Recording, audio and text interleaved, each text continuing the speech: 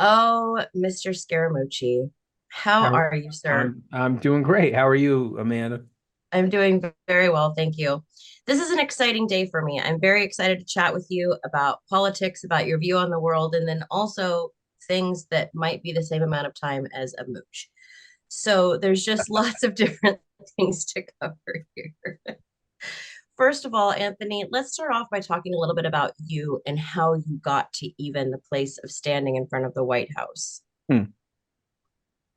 Well, I mean, Amanda, I've had this improbable life, in some ways an undeserved life. But if someone had to say, if I was reflecting on myself as a third person, which you don't like to do because that's a sign of narcissism, but you're asking me the question. So if I was reflecting from out here, I would say, all right, this guy's at least going for things. He's trying things, he's pushing himself. I made some simplistic decisions as a kid due to naivete and lack of good decision-making skills. I went to law school because I thought I could make money as a lawyer. My dad was a crane operator, and the starting salaries at these law firms in New York were twice what my dad was making. I'd like to tell you that I went to law school for a more sophisticated reason than that, but I did. I hated law school. I ended up at Goldman Sachs. I took a job at Goldman that I thought was very cool. I was insecure at the time, and I thought I needed to impress everybody. And so I took a job in investment banking. The problem was I was terrible at that job. And 18 months after I took that job, I got fired, which was a humiliating day for me. And then luck behold, I got rehired into Goldman into a different area. And so I've had this improbable life, but I kept pushing myself. I started a business, sold that business successfully. I then went to work for Lehman Brothers, who bought the business that bought my business. Lehman Brothers, as you may recall, was the largest bankruptcy in U.S. history. I got very lucky and left there before the bankruptcy to start Skybridge. But through the thread of doing all this, I was raising money in politics. People say, well, why did you raise money in politics? Well, I had no access to the wealthy. I had no network. My dad was a greenie. What is a greenie? He wore a green uniform every morning, and he put that in a safety clean drum at the end of the day because he was loaded with grease at night. And so we didn't have access to country clubs or inside of corporate office buildings.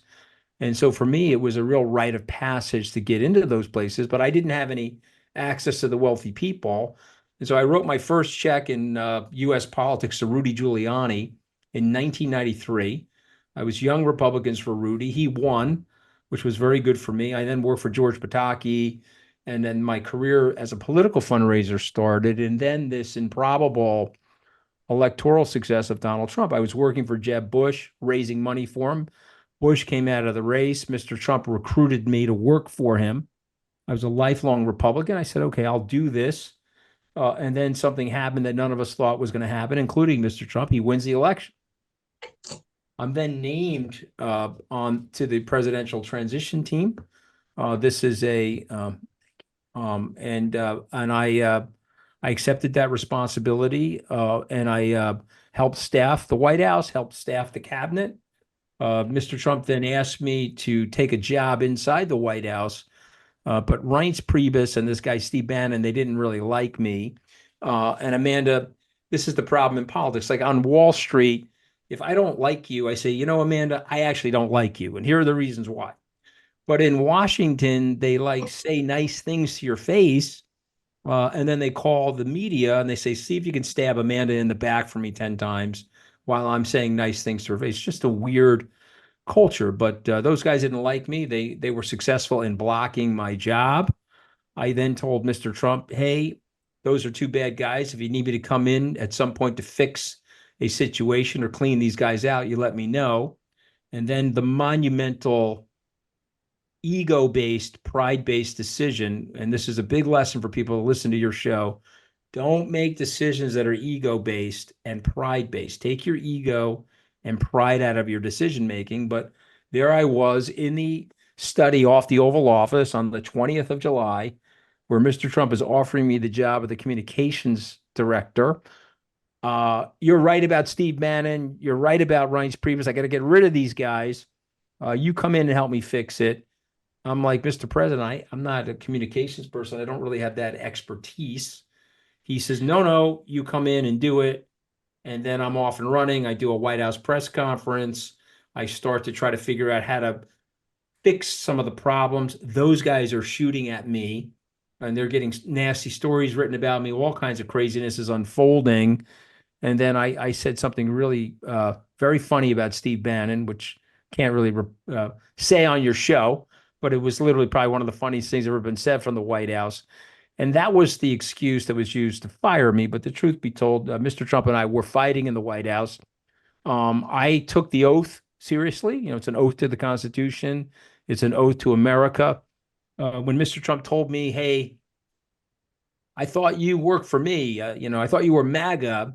You're a deep stater." I'm like, Mr. President, I'm not a deep stater. I grew up on Long Island. I've never even been to Washington. Okay, I'm here trying to help you. I love the country. But this office is the presidency, is the institution of the office. The house we're in is owned by the people. So we have to be respectful of that. He didn't like that. And maybe 2 days after we had that conversation, I got fired. But listen, I own that firing. You know, I write about it in the book. I never blamed the president for firing me or General Kelly, who's a close personal friend of mine who actually did the firing. Mm. And I owned it and went forward. And I think the message is that was a pretty brutal firing because it's 7 years later, people are still talking about it. I was lit up by all the late night comedians. I was imitated on Saturday Night Live. I was torched by all these cable commentators. And you get into a situation like that, you can crawl into a hole or you can laugh at yourself and you can move forward and live your life without regret. So that's probably a long-winded answer to your question, but that's sort of what happened. I think that's an incredible answer to the question. So, was politics involved in your home? I mean, I know that your No, family was so hardworking, but was there no. discussion of politics at all? There was one discussion of politics in my home. I went with my father to register for the draft. And so we did that back then, right? This is 1982. I turned 18. I went to the post office and I had the opportunity to register for selective service, which was the draft. And at the same time, I could register to vote. And I turned to my pops and I said, am I a Democrat or a Republican? And he looked at me and said, no, no, no, you're a Republican. You're a Republican. I said, oh, okay. And apparently the union out here in Nassau County on Long Island, the union that my dad worked in was controlled by the Republicans. There was a gentleman by the name of Joseph Margiotta, who was a Nassau County Republican Party chair, and he ran those unions. And so I was a Republican by designation of my dad. I didn't really have a political view at that moment at age 18, and we never talked politics in the house. I became a little more politically informed as a college student, but I didn't really have. I see myself as a center right person, but I'm also very liberal when it comes to social issues. I think, frankly, the Republicans are making a big mistake on this, and I think we have to allow, and there's space there, right there in the Constitution for freedom of religion, and there's space in the Constitution for freedom of speech. And I'm just wondering if this sort of ultra Christian right movement is not the right movement for the country. But we'll see how it unfolds. But that's my opinion. Well, and I think I've been listening to you talk about different things and the fact that the Biden administration is going super left at the time. They're just kind of digging their heels in. And then there's this fringe kind of the super, super right. And I'm like you. I born, into a family that, and I did the same thing. Am I a Democrat or a Republican when it was time to register? Oh, you're a Republican. You're a Republican. And as I've gotten older, it's like, yeah, I still definitely fall to the right, but like this far over to the right now instead of like, Mhm. to the far, Yeah. far. How do we start bringing people with us to this beautiful center section of life? Well, it's a phenomenal question, and what I would say to you is that Chris Christie and Nikki Haley had a chance to do that. Okay, they could have built a center-right coalition that was fortified by healing, that was fortified by unity. They could have built a center-right coalition that embraced this beautiful, colorful mosaic of America. And by the way, America is getting more beautiful and more colorful every year if you look at the demographics. And they could have said, okay, here are our positions, but we're a healing group of people and we're a unifying group of people. And if they did that, there's 20%, possibly 30% of the Republican Party available for that, just evidenced by Governor Haley or Ambassador Haley's poll numbers this past year. In addition to that, there's 144 million people in this country, Amanda, that do not vote. So I want you to think about this. I'm going to flip it back and ask you to think about it this way. The most powerful voting bloc in this society known as the United States votes the exact same way every single election, and it's the preponderance of the electorate. It's the non-voter. Okay, and so a good politician, an entrepreneurial politician, could reach into that voting block and say, okay, listen, you haven't voted 10, 20, 30 years. You've got great cynicism about American politicians, but we have to fix this. We have to get off of hard left and hard right. We have to focus on what's right or wrong, and we have to fix this. We have to heal the country and rebind the country and drop the polarity. And the only way you can do that is through good leadership. And remember what the founders wanted. The founders wanted consensus and the founders wanted compromise. If you read the Federalist Papers, they said there'll be no person that can have ultimate power in this country. The diffusion of power at the top would force us to temper our views. But these systems that we put in place now have empowered these people to polarize. And listen, I'll just give you the math. The Congress has a 14% approval rating. I think the North Korean dictator Kim Il-jung probably is tied with them in America in terms of his approval rating. Yet, despite having a 14% approval rating, 96% of the incumbents to the Congress get reelected. And so that tells you there's something wrong in the system, and it's a combination of things. Some of it's gerrymandering. And just for your listeners, what does that mean? They recut these districts to serve their own needs. Are you in a real democracy where the politicians are picking the voters as opposed to the voters picking the politicians? And so that's number one. And then the second thing that they do, which is equally damaging, is they have blocked through procedure any attempt for a third party to grow in the country. They got very scared by Ross Perot in 1992. He got 19.9% of the vote. He was creating a movement away from the two parties. And then they put in all of these procedures. Again, I don't dislike Bobby Kennedy and so forth. I wouldn't vote for him, but I don't dislike him. But the process that he's had to go through to get on the ballot in these states is ludicrous. And so this has become this oligarchic duopoly. And until we figure out a way to break that, and we need real entrepreneurial candidates, real entrepreneurial political leaders to break that, we're going to suffer with it for some time. So I don't know if you know this, Clallam County in Washington State is one of the last bellwether counties in America. Like we've since like the Reagan administration or something like that. And that's where I live. So in my county, where we kind of have picked the winner for the last multiple decades, how do I, as someone who is not in politics but wants to be a leader in my community, how do I go about helping to get people excited about voting, motivated to vote, and off their keisters and doing something about it? Okay, well, if you don't mind me asking, where is Clallam County right now? Are they for Biden or Trump? It's super divided. Super divided. It's super divided. And it's what's really interesting is that it's not well, I like this guy, but I also like this guy. He does good things. It's literally like, I hate Biden. I hate Trump. There's no middle right now. Yeah. Well, I mean, listen, I'm having a problem in this election. I'm a lifelong Republican. I obviously supported Donald Trump in 2016. I didn't support him in 2020. I'm a student of the Constitution. Obviously, I went to law school, took constitutional law. This document is incredible. It's a brilliant document because it set up a system for each individual inside the system to seek their own aspiration. Okay, it was a merit-based system. Like Abraham Lincoln said, the greatest gift that our founders gave to Americans is that they founded the country on an idea. It's not a bloodline. There's no monarchy. There's no aristocracy. And so this very flat system, this separation of powers, this diffusion of powers allows each of us to seek our own aspiration. Now we have to clean up some things. We got to make it better. We have to refresh some things for this generation of Americans. But what I don't want to have happen is that system to be upset or overturned.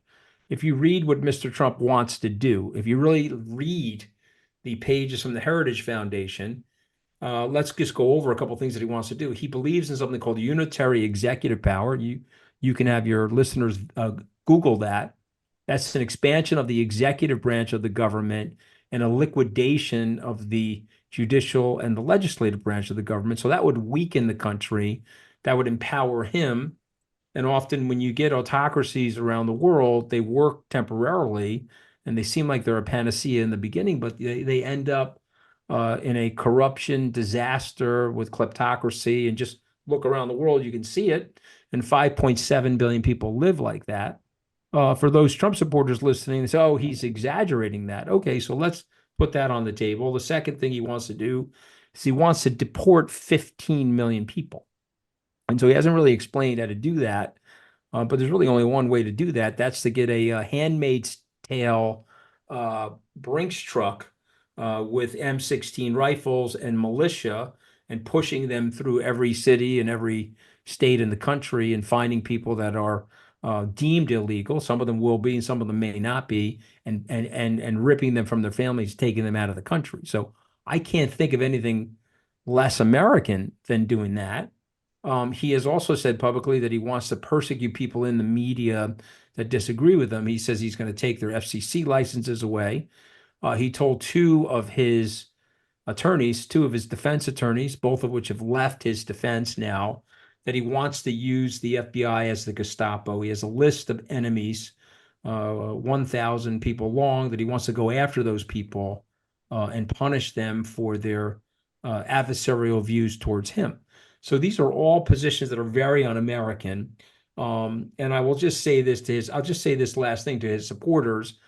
We don't have any historical or hereditary memory of fascism in this country.